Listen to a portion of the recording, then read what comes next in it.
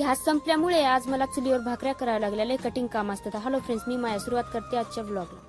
मला तर कधी कधी वाटतं प्रॉब्लेम हा माझं पहिलं प्रेम आहे. माझी साथ काही सोडतच नाही, कायम माझ्यासोबत उभा राहतो. मी कुठं चांगलं काम करायला गेलं की ते कांड आपाप होत जातात, काही समजतच नाहीये. मग काय आपलं कामाला सुरुवात. आता व्हिडिओ शूट करायच्या चक्करमध्ये ब्लाऊज जर बरोबर कट केला नाही तर माझे कस्टमर मला जोड्याने हाणतील. मग मी आलो बाहेर. खूप दिवसानंतर आईने रताळी घेतली तर चला म्हणलं याला स्वच्छ धुवून घेऊ आणि गॅसवर शिजायसाठी ठेवून देऊ.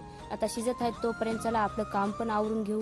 आता इथंच जर बसलो तर आपलं काम कोण करणार आहे. मग पूर्ण तयारी करून घेतली आणि बसले मिशनीवर ब्लाऊज वगैरे शिवायला. तर फायनली माझा ब्लाऊज पण शिवणं झाले. बघू शकता किती छान ब्लाऊज शिवले मी.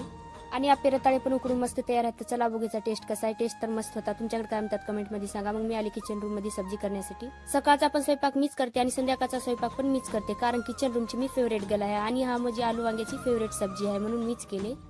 मग आले चुलीकडे भाकरी थापटायला, कारण आमच्या घरच्याला गॅसवरल्या भाकरी अजिबात आवडत नाही. काय करावं, गावाकडच्या लोकांचे विचार असेच असतात.